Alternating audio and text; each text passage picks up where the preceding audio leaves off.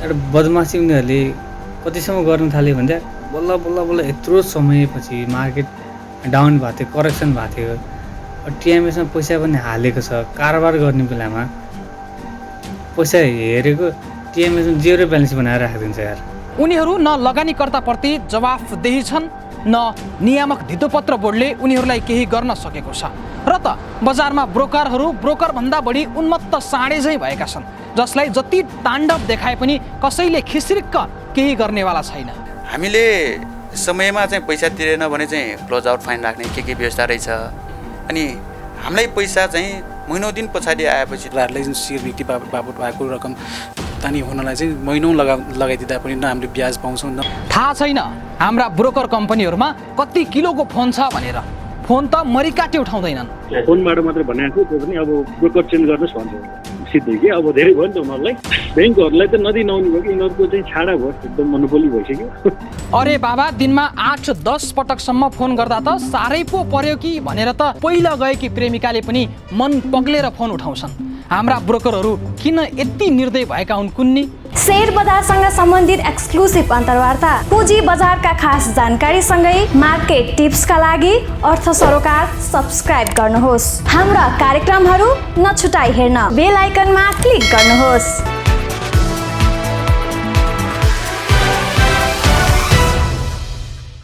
Website र satellite मार्फत हामीलाई हेरिरहनुभएका दर्शक र देशका विभिन्न रेडियो स्टेसनहरू मार्फत हामीलाई सुनिरहनुभएका आदरणीय श्रोता, कार्यक्रम अर्थ सरोकारको यो नयाँ श्रृङ्खलामा तपाईँलाई स्वागत छ।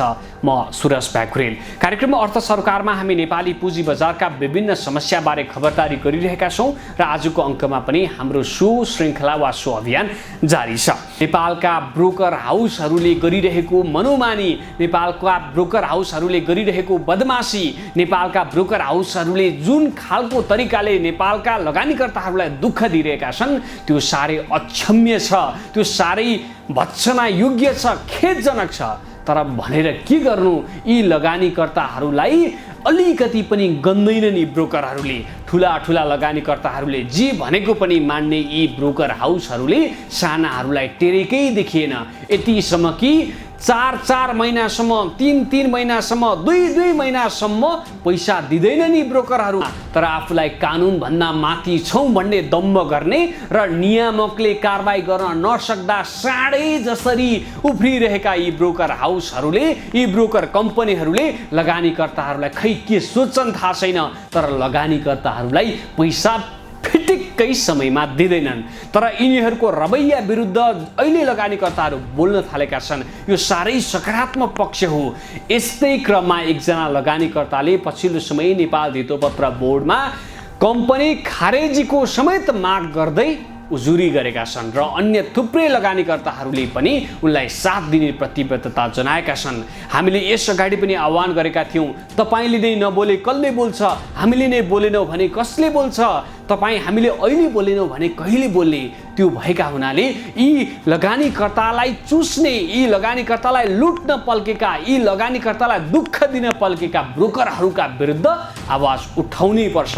हामीले यस्तो भन्दै गर्दा केही राम्रा ब्रोकरहरू पनि छन्, नराम्रा ब्रोकरहरूलाई दुःख दिने ब्रोकरहरूले सम्झेर सोच्नु होला र बुझ्नु होला। अब लगानीकर्ताले आवाज उठाउन थालिसकेका छन्। आजको अङ्कमा पनि हामीले विशेष गरी तपाईँहरूले नै टिपाउनु भएका विभिन्न लगानीकर्ताका समस्या, विभिन्न ब्रोकर हाउसका बदमासी, विभिन्न ब्रोकर हाउसले कसरी आफ्ना लगानीकर्तालाई दुःख दिइरहेका छन् भन्ने विषयमा तयार गरेको विशेष सामग्री प्रस्तुत गर्दैछौँ भने ब्रोकरहरूको बदमासीले हदसम्म सीमा नागिरहँदा पनि किन धितोपत्र बोर्ड यस विषयमा चनाखो भइरहेको छैन, विभिन्न ब्रोकर कम्पनीहरूले कसरी लगानीकर्ताहरूलाई दुःख दिइरहेका छन् र लगानीकर्ताहरूले आफ्नो पीडा कसरी पोखिरहेका छन्, अबको क्रममा हामी यसै विषयमा तयार गरेको विशेष रिपोर्ट प्रस्तुत गर्दैछौँ।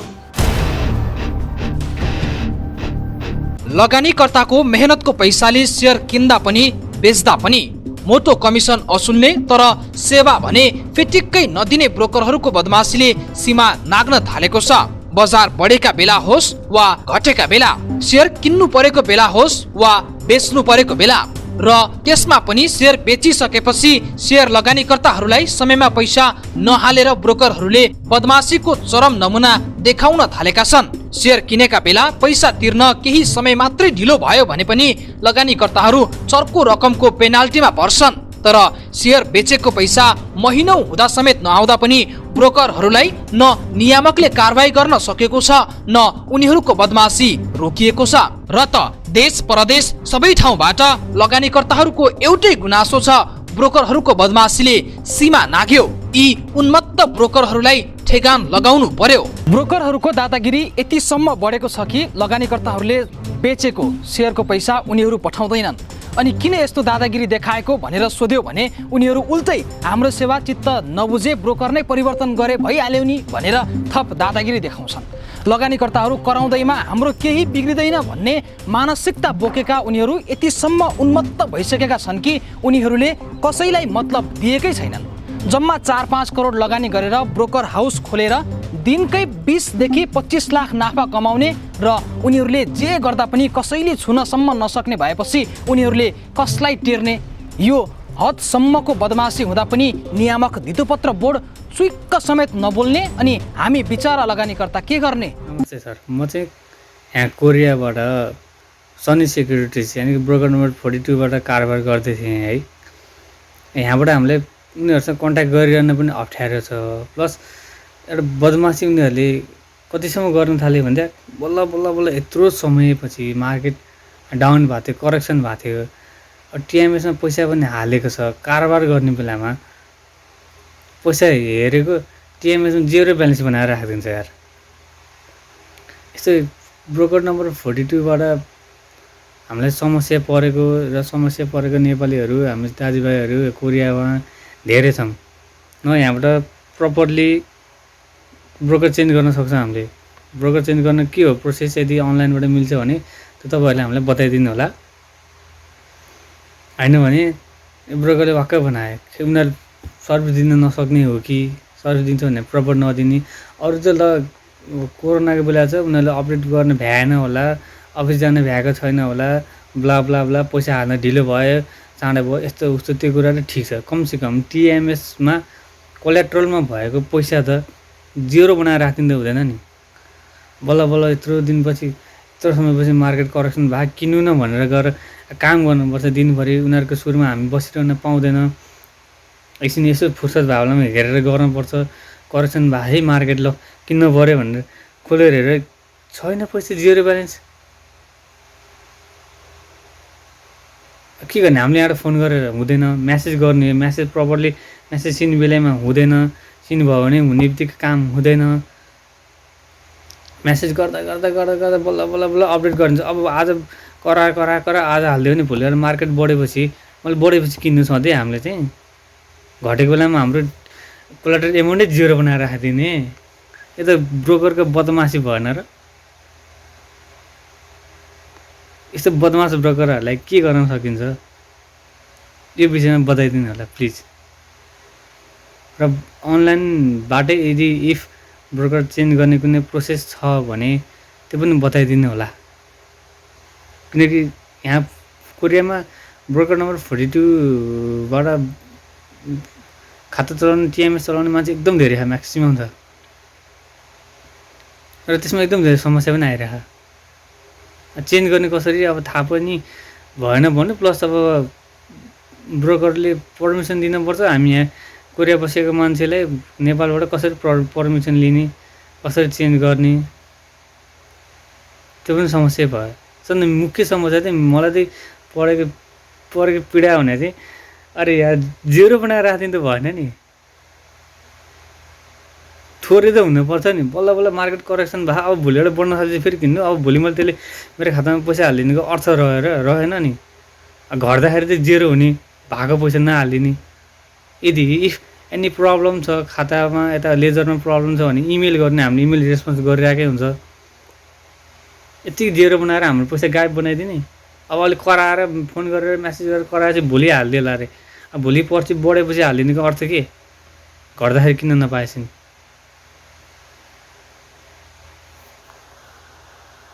प्लिज यो विषयमा तपाईँहरू छलफल गरेर यो विषयमा कुरा राखिदिनु होला। ब्रोकर नम्बर 42 सनी सेक्युरिटिज यस्तो बदमासी नगरिदिनाले बारम्बार त हजुरको प्रोग्रामबाट नाम तोकेर 42 नम्बरको ब्रोकर सनी सेक्युरिटिजबाट काम गर्दाखेरि चाहिँ पैसै गायब पनि हुँदो रहेछ। टिएमएससीमा के अरे यो मार्केट करेक्सन भएको बेलामा भनेर बताइदिनु होला ताकि नयाँ मान्छेहरूले हत्तपत्त ब्रोकर नम्बर 42 चुज नगरून्। शेयर बजारमा साना लगानीकर्ताका थुप्रै समस्या छन्। ठूला कहलिएका ब्रोकरहरूसम्म उनीहरूको ठूलो पहुँच पनि हुँदैन। यही कुराको फाइदा उठाउँदै ब्रोकरहरूले खाए खा नखाए गीत शैलीमा आफ्ना लगानीकर्ताहरूलाई दुःख दिइरहेका छन्। उनीहरूको न भनेको बेला फोन उठ्छ, न समयमा शेयर बेचेको भुक्तानी आउँछ। फोन नै उठे पनि आज हुन्छ, भोलि हुन्छ, पर्सि हुन्छ भन्ने झुठो आश्वासन मात्रै आउँछ उनीहरूबाट।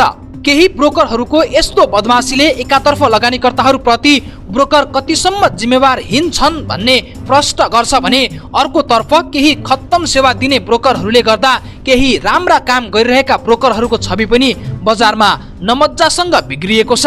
कतिपय लगानीकर्ताहरूले ऋण खोजेर सापटी लिएर शेयरमा लगानी गरिरहेका छन्, तर ऋणको भाका सकिने बेलामा पनि शेयर बेचेको पैसा नआउँदा एकातर्फ उनीहरू ब्याजको थप मारमा परिरहेका छन् भने अर्कोतर्फ ऋण सापट दिनेहरूका अगाडि पनि नराम्रो बनेका छन्। र त बजारमा ब्रोकरहरू ब्रोकर भन्दा बढी उन्मत्त साँडे झैँ भएका छन्, जसलाई जति ताण्डव देखाए पनि कसैले खिसिरिक्क केही गर्नेवाला छैन।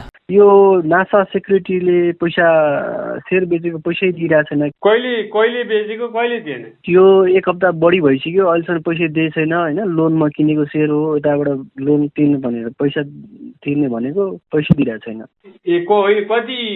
कति दिन भयो ठ्याक्कै भन्नु त? एक हप्ता बढी भइसक्यो सर। एक हप्ता बढी भइसक्यो। कति पैसा दिने बाँकी हो त्यसले 8 लाख दिनुपर्ने छ। हजुर, अनि यता मैले लोनबाट किनेको थिएँ होइन, अनि अनि जहाँबाट लोन लिएको त्यहाँबाट पैसा तिर्नुपर्ने, अनि इन्ट्रेस्ट लागिरहेछ। अनि उता गाली गरिराख्नु मलाई, कहिले दिन्छ पैसा भनेर, कस्तो गाह्रो बनाइदियो भने। मैले 10 लाखको जति चाहिँ मैले सेयर बिक्री गरेँ। हाइड्रोको पनि छ, त्यसमा कम्पनी कमर्सियल ब्याङ्कको पनि छ। 3 लाख जतिको मैले सेयर बेचेको राखेँ। त्यो लगभग मलाई 1 महिनापछि आएर मलाई चाहिँ त्यो पैसा मेरो खातामा जम्मा भयो भनेपछि त्यसमा पनि अब हामीले समयमा चाहिँ पैसा तिरेन भने चाहिँ क्लोज आउट फाइन राख्ने के व्यवस्था रहेछ। अनि हामीलाई पैसा चाहिँ महिनौ दिन पछाडि आएपछि चाहिँ त्यसको न ब्याज छ, हामीलाई केही पनि छैन भनेपछि यो चाहिँ कानुन बमोजिमको कार्य भएन। यस्तो व्यवस्था चाहिँ यो बोर्डको पनि दायित्वको विषय हो। यस्तो चाहिँ यो ब्रोकर कम्पनीहरूले चाहिँ यस्तोमा चाहिँ समय सापेक्ष अनुसार चाहिँ काम गरिरहेको छ कि छैन, त्यो बोर्डको पनि दायित्वको विषय हो नि त। त्यस्तो के कस्तो छ भने त्यसले रेकटेक अनुमोदन नियम त्यो गर्नुपर्ने हो। त्यो नगरेको विषय पनि उठान गरेर परमादेश जारी गरे पाऊँ भन्ने लाइनबाट मैले चाहिँ रिट जारी गरेको छु। यो देशमा सबैभन्दा बढी पैसा कमाउनेहरू भनेको एउटा देश नै बेच्न खोज्ने दलाल, जसका बारेमा हामीले धेरै भनिरहनु पर्दैन, र अर्को भनेको शेयर बेचिदिने दलाल, जसले किन्दा पनि बेच्दा पनि दुवै बेला आम लगानीकर्तासँग चर्को कमिसन असुल्छन्। दिनमै 20 देखि 25 लाखसम्म कमाउने ब्रोकरले आम लगानीकर्ताहरूलाई भने यसरी दुःख दिन्छन् कि त्यसको कुनै लेखाजोखा नै छैन। आफ्नो पैसा खर्च गरेर शेयर किन्नु छ, तर भनेको बेला पैसा आउँदैन। आफ्नै सम्पत्ति बेच्नु पर्नेछ, तर बेचिसकेपछि समयमा पैसा नै आउँदैन। ब्रोकरहरू न फोन उठाउँछन् न पैसा पठाउँछन्। थाहा छैन यिनको यस्तो दादागिरी कहिलेसम्म चल्ने हो। यसो त ब्रोकरहरूको यस्तो रवैया बारे नियामक निकायलाई थाहा भने नभएको होइन, तर नियामक ब्रोकरहरूको यस्तो बदमाशीलाई किन टुलु टुलु हेरेर बसेको छ भन्ने कुरा लगानीकर्ताहरूले बुझ्न सकिरहेका छैनन्। नियामक निकाय न ब्रोकर कम्पनीका सहायक कम्पनीलाई ब्रोकर लाइसेन्स दिन्छ, न भएका ब्रोकरहरूलाई उचित नियमन गर्छ, र अन्तिममा दुःख पाउने भनेकै सोझा लगानीकर्ताहरू हुन्, जोसँग न ब्रोकरहरूको जोहोरी खेल्ने तागत हुन्छ न त फुर्सद नै। आफ्नै सम्पत्ति बेचेको पैसा पाउन पनि उनीहरू रुवाबासी गर्न बाध्य बनेका छन्। कानुन नै नभएको देश जसरी निरीह छन् लगानीकर्ताहरू, अनि निरङ्कुश शासनमा जस्तै ब्रोकरहरूले जसो जसो गरे पनि लगानीकर्ताहरू बिचराका पात्र बन्न बाध्य बनेका छन्। आज मैले फेस गरेको एउटा समस्याबारे यहाँलाई भनौँ भनेर त्यही त यो ब्रोकर नम्बर 38 छ नि दिप्सिका, यहाँबाट मैले 5-6 वर्ष भयो कि अहिले कारोबार गरिरहेको। अब आज मैले फोन गरेर त्यहाँ म्यानेजिङ डाइरेक्टर एउटा हुनुहुन्छ दिपक भन्ने, अब उहाँले अब अहिले त T+3 भनेको छ, T+2 भनेको छ होइन। 3 दिनमा चाहिँ सेटलमेन्ट भएपछि त पेमेन्ट दिनु पऱ्यो नि त होइन उनीहरूले। हजुर, हामीले चाहिँ हामीले किनेको छ भने तुरुन्तै फोन गर्नु, भोलिपल्टैदेखि फोन आउनु थाल्छ उनीहरूको होइन। मेरो आज मैले 16मा बेचेँ 32 लाखको, आज फोन गरेर बिहान थर्काएपछि बल्ल इमेलमा सेल्स र बाई स्लिप चाहिँ बल्ल आज पठाएँ। पेमेन्ट अहिलेसम्म आएको छैन। पेमेन्ट त ल बिचमा एक दिन छुट्टी भयो भने पनि अहिले त छुट्टीको बेलामा पनि ट्रान्सफर गर्न मिल्छ होइन है। अब यिनीहरूको मनोमानी मैले अहिले त्यसो भन्दाखेरि ब्रोकर चेन्ज गर्छु, ब्रोकर चेन्ज गरिदिनुहोस् यताउता भनेर उसले भन्छ कि, भनेको यो ब्रोकरहरूलाई कति धेरै लगानीकर्ता धेरै भएको कि तपाईँहरूले गर्नु भएको छ है। अझै यसमा चाहिँ धेरै प्रेसर गर्नुपर्ने देखिन्छ कि यसमा चाहिँ विशेष चाहिँ जोड दिएर होइन यसलाई चाहिँ उजागर गर्नुपर्छ। ब्रोकरहरूले धेरै दुःख दिएको छ कि अस्ति तपाईँको प्रोग्राम हेरेको थिएँ, यो बाहिर बस्नेहरूलाई त झन् कति दुःख भयो होला। म त यहाँ यो बुढानीकण्ठबाट फोन गरेँ होइन, आज भेरी चल्ली भयो, म जान्थेँ सिधै, अब म पनि जानु त मिलाएको छैन अहिले, फोनबाट मात्रै भनेको थिएँ, त्यो पनि अब ब्रोकर चेन्ज गर्नुहोस् भन्छ उसले सिधै कि। अब धेरै भयो नि त उनीहरूलाई, ब्याङ्कहरूलाई त नदिई नआउने भयो कि यिनीहरूको चाहिँ छाडा भयो, एकदम मोनोपोली भइसक्यो। अब यस्तो छ, अब जुन इटो पोर्टमा जुन लगानी गर्दा जुन कारोबार गर्दाखेरि अब हामीले सेयर बिक्री गर्दाखेरि चाहिँ अब हामीले त्यो निश्चित टाइम छ 2-3 दिनभित्रको त्यो हामीले इतिहास त्यो गरेर ट्रान्सफर गरिसक्नु पर्ने। त्यो गरेन भने चाहिँ हाम्रोमा चाहिँ 20% हुन्छ जुन फाइन लगाउँछ। तर हामीले सेयर बिक्री गर्दाखेरि हामीलाई पेमेन्ट भुक्तानी गर्नेलाई चाहिँ उनीहरूले समय धेरै लगाइदिन्छ कि 2-4 दिनमै भुक्तानी गर्नुपर्ने ठाउँमा चाहिँ महिनौँ दिन पनि लगाएकाहरू त्यस्तो समयमा पनि त्यसमा पनि नियन्त्रण हुनु पऱ्यो। समयमै अब जरिमाना लगाउनु चाहिँ 1-2 दिन ढिला भएमा जरिमाना लगाइहाल्ने। तर हाम्रो भुक्तानी लगानीकर्ताहरूलाई जुन सेयर बिक्री बापत भएको रकम भुक्तानी हुनलाई चाहिँ महिनौँ लगाइदिँदा पनि न हामीले ब्याज पाउँछौँ, न समयमै चाहिँ हामीले भुक्तानी नपाएको। यसमा यो विषयमा पनि चाहिँ अलिकति ध्यान आकर्षण अलिक नियन्त्रण होस् अनि। हुन त ब्रोकरहरूको यो बदमासीबारे पछिल्लो समय लगानीकर्ताहरू खुलेरै बोल्न थालेका छन्, यतिसम्म कि लगानीकर्ताका यी समस्याबारे कानुन व्यवसायीहरूले अदालत समक्ष पनि यी तथ्यबारे जानकारी गराएका छन्। हितोपत्र बोर्डमा केही ब्रोकर कम्पनीहरू खारेजी नै हुनुपर्छ भनेर लिखित उजुरी समेत परेको छ। तर जति जे हुँदा पनि ब्रोकर कम्पनीहरू उन्मत्त हुन छाडेका छैनन्। यसले एकातर्फ लगानीकर्ताहरूको आफ्नो सम्पत्ति स्वतन्त्रतापूर्वक उपभोग गर्न पाउने अधिकारमाथि धावा बोलिएको छ भने अर्कोतर्फ हाम्रो नियामक कम निकममा बढी छ भन्ने प्रश्न पार्दछ। अझ टिएमएस को समस्या उस्तै छ। किन्छु भनेको बेला लगानीकर्ताहरूले किन्न पाउँदैनन्, बेच्छु भन्दा बेच्न पाउँदैनन्। बढेको बेला ठुलाले बेच्ने बेला सानाले किन्न मिल्छ, तर घटेको बेला अब म बेच्छु भनेर सानाले बेच्न खोज्दा टिएमएस चल्दैन। अनि किन यस्तो भनेर ब्रोकरलाई सोध्यो, ब्रोकर नेप्सेको समस्या हो भन्छ, नेप्सेलाई सोध्यो यो त ब्रोकरहरूको समस्या हो भन्छ। यो भन्दा लगानीकर्ता माथिको घनघोर अन्याय अरू केही हुन सक्छ र? ठ्याक्कै अघिसम्म चाहिँ राम्ररी चलिरहेको थियो होइन टिएमएस, हजुर, अनि प्राइस घट्यो अब मैले केही बेच्नै मिलेन, एमी नट लग्ड इन भनिरहेको छ। अब ब्रोकर नम्बर 16 अनि अस्तिदेखि फोन पनि उठाएको छैन, फोन उठाउँदा पनि काटिदिन्छ, अहिले बेच्न पनि मिलिरहेको छैन। अब प्राइस सबै घटिरहेको छ, एउटा पनि बेच्न मिलेको छैन होइन। जस्तै अघिसम्म चाहिँ हाई हुँदा चाहिँ मैले अर्डर प्लेस गर्न मिलिरहेको थियो होइन, 2200 गर्न मिलिरहेको थियो। हजुर, अनि ठ्याक्कै इन्डेक्स तल आउँदै गयो, अनि मैले सेल गर्न खोज्दा एमी नट लग इन भन्यो, सेल अर्डर प्लेस नै हुँदैन। फेरि लगइन गर्नु भएन? फेरि लगइन गरेर गएको भहुँदै भएन। ब्रोकर नम्बर 16 भनेको के हो त्यसको नाम? प्राइमो। प्राइमो सेक्युरिटिज। उठाउने चाहिँ धेरै दिनदेखि उठाउँदा पनि काटिरहेछ, उठाउँदैन। यो हाम्रो यो ब्रोकर नम्बर 58 ले यो सर्भर मेन्टेन नगरेर हो कि है, चल्दै चल्दैन, त्यसको अलिकति सुनाइ हुन्छ कि भनेर गरेको कि। टिएमएस हो? हजुर, यो ब्रोकर नम्बर 58 को अब ठ्याक्क चाहिने बेलामा न बाई गर्न मिल्छ न सेल गर्न मिल्छ। अरू त अरू ब्रोकर एसोसिएसनका अध्यक्ष सन्तोष मैनालीकै ब्रोकर कम्पनीले पनि समयमा लगानीकर्ताहरूलाई पैसा नै दिँदैन। यसरी लगानीकर्ताहरूलाई आफै पिर्ने ब्रोकरका मालिक नै ब्रोकरहरूको सङ्गठनको अध्यक्ष भएपछि कसको के लाग्छ र? यस विषयमा नियामक त खुलेर लगानीकर्ताको पक्षमा लाग्नुपर्ने हो, तर खै के कुराले नियामकलाई ब्रोकरहरूप्रति यति लचिलो बनाएको छ त्यो लगानीकर्ताले बुझ्न नै सकेका छैनन्। सेयर बेचेको थिएँ सर होइन, हजुर, अनि 12-15 दिनसम्म पनि मैले पैसा हालिदिँदैनन् सर। अनि मेरो यो सेक्युरिटी हो होइन। कति नम्बर हो त्यो? ब्रोकर नम्बर 36 हो सर। यो हामी त्यहाँ सन्तोषजी हुनुहुन्थ्यो, सन्तोषजीको नम्बर पनि भएन। मैले त्यहाँ अफिसमा भाइहरूलाई फोन गरेँ, उनीहरूले हालिदिन्छु भन्छन् होइन, हालिदिएको छैन। सन्तोषजी भनेको हाम्रो अध्यक्ष नै हो नि उहाँ त होइन? हो। सेयर बेचेको मैले चाहिँ बेचेको अहिलेसम्म पैसा आएन। कुन ब्रोकर? ब्रोकर 21 मिडास, हजुर, बुटौल शाखा, बुटौलको शाखा बुटौल। अनि त्यहाँबाट मैले बेचेको तपाईँको 27 अहिले अप्रिल 22 बेचेको मैले। हजुर। अनि त्योबाट चाहिँ मेरो क्यास आउनु पर्ने चाहिँ 49,000 आउनु पर्ने थियो। त्यो मध्येबाट चाहिँ 38,000 मात्र आयो फेरि, बाँकी पनि आएको छैन त्यो चाहिँ। अनि अर्को फेरि 6 जुन हो क्या, 6 जुनमा चाहिँ मैले फेरि 2वटाको बेचेँ। त्यसपछि चाहिँ एउटाको 16 आउनु पर्नेमा त्यसको पनि आएको छैन अहिलेसम्म कति पनि। अर्को फेरि 16 जुनमा चाहिँ 16 जुनमा चाहिँ 2वटा एमइएनको बेचेको, फेरि त्यसको चाहिँ सेयर ट्रान्सफर भनेर म्यासेज पनि आएको छैन। इडिआइएस प्रब्लम भनेर के म्यासेज चाहिँ पठाएको छ। अनि इडिआइएस प्रब्लम भनेर मेरो सेयरमा पठाएको छ। अनि त्यसपछि पैसा पनि आउनु के भएको, फोन पनि उठाउनु, जति फोन गऱ्यो भने लगभग 100-200 चोटि फोन हानिसके, कति पनि फोनै उठाउनु, के भएको फोनै उठाउनु। थाहा छैन हाम्रा ब्रोकर कम्पनीहरूमा कति किलोको फोन छ भनेर। फोन त मरिकाटे उठाउँदैनन्। देशमा संसद विघटन भएपछि नयाँ मन्त्रीहरू चुनिए। त्यति बेलादेखि ब्रोकरलाई दिनमा दर्जनौं पटक फोन घुमाइएका लगानीकर्ताहरूले ती मन्त्रीहरूको पद खुस्किँदा समेत फोन उठाएका छैनन्। अनि यस्तो दुःख दिने ब्रोकरहरूलाई अब नियामकले पाता नकसेर भो त, अरे बाबा दिनमा 8-10 पटकसम्म फोन गर्दा त साह्रै पो पर्यो कि भनेर त पहिला गएकी प्रेमिकाले पनि मन पग्लेर फोन उठाउँछन्। हाम्रा ब्रोकरहरू किन यति निर्दय भएका हुन् कुन्नी? र दर्शकहरू, यो रिपोर्ट हेरिसकेपछि वा पटक पटक यस्ता रिपोर्ट बजाइसकेपछि नेपाल धितोपत्र बोर्डलाई अलिकति चाहिँ शरम लाग्नुपर्ने हो। ब्रोकर कम्पनीहरूले त लाज पचाइसके।